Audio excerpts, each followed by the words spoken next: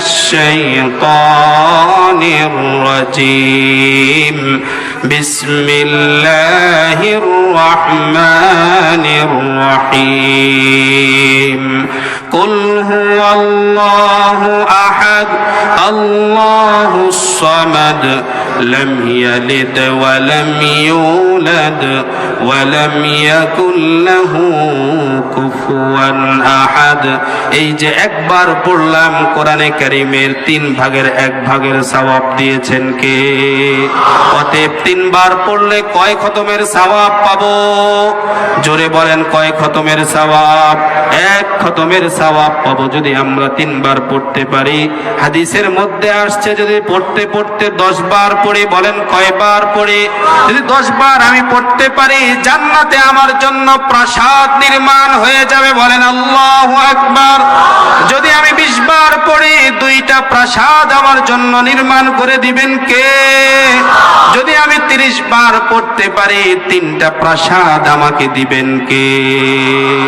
কুল হুয়াল্লাহু আহাদ আল্লাহুস সামাদ লাম ইয়ালিদ ওয়া লাম ইউলাদ ওয়া লাম ইয়াকুল লাহু কুফুয়ান আহাদ। কোরআন পড়া ছাড়া যেন আমাদের একটা দিনও একটা রাতও যেন অতিক্রম না হয়। পারি আর না পারি চেষ্টা করব তো ইনশাআল্লাহ। আজকে আমাদের মধ্যে পরিবার থেকে নিয়ে শুরু করে আমাদের সমাজের মধ্যে যে সমস্যাগুলো দেখা যাচ্ছে, যে অন্ধকারের মধ্যে আমরা রয়েছি, যে অশান্তির দাবানলের মধ্যে আমরা পড়ে আছি, এই অশান্তির দাবানল থেকে যদি আমাদেরকে বাঁচতে হয় আল কোরআনের কি কোনো বিকল্প আছে? বলেন দেখি, অশান্তির দাবানল থেকে বাঁচতে হলে আমাদের কোন কিতাবের প্রয়োজন? সকলে বলেন কোন কিতাবের প্রয়োজন? আল কোরআনুল কারীম। এই কোরআনে কারীম ছাড়া মানবতার কোনো মুক্তি হবে? শুধু বাংলাদেশ নয়, শুধু ভারত পাকিস্তান নয়, বরং সারা বিশ্ব আজকে যেই সমস্যার মধ্যে রয়েছে, প্রত্যেকটা দেশে দেশে যেভাবে সন্ত্রাস আর অন্যায় হচ্ছে, প্রত্যেকটা দেশের মানুষ যেভাবে তারা একটা পেরেশানির মধ্যে জীবন কাটাচ্ছে, এই পেরেশানি থেকে, এই সন্ত্রাস সমাজ থেকে মানুষকে মুক্তি দিতে পারে একমাত্র কোন কিতাব? আরো জোরে বলেন কোন কিতাব?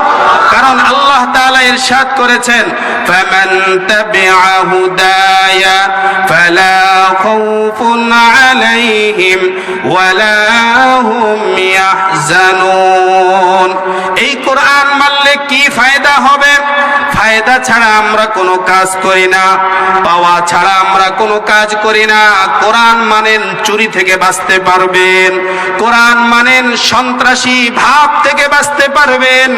যেই ভয় আজকে আমাদের জীবনে চলার ক্ষেত্রে তৈরি হচ্ছে, ওই ভয় থেকে বাঁচতে হলে মানতে হবে কোন কিতাব? বিদায় যে যেখানে রয়েছি, আমি যদি আমার মধ্যে শান্তি চাই, বাস্তবেই যদি আমি মুক্তি চাই, বাস্তবেই যদি আমি আমার মধ্যে কল্যাণ দেখতে চাই, আমি কোরআন শিক্ষা না করে কি মুক্তি পাবো? কথা বলেন। কোরআন শিক্ষা করা ছাড়া আমার জীবনে কোনো মুক্তি আসবে? বিদায় আমরা এই কথা বলতে পারবো যে বর্তমান বিশ্ব শুধুমাত্র বর্তমানে নয়, এর আগেও ছিল, ভবিষ্যতেও ছিল।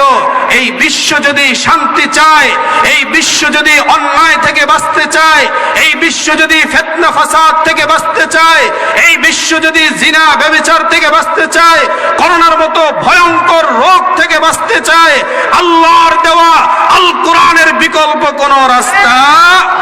আল কোরআন ছাড়া বিকল্প কোন পথ আছে? এই কোরআন এবং এই কোরআনের ব্যাখ্যা নবী আলাইহিস সালাম যে হাদিস রেখে গেছেন, সেই কোরআন হাদিসের মাধ্যমে চললেই বাস্তবিক পক্ষে মানুষের জীবনে শান্তি আসবে। কি বলেন, ঠিক কি ঠিক না? ইতিহাসের পাতা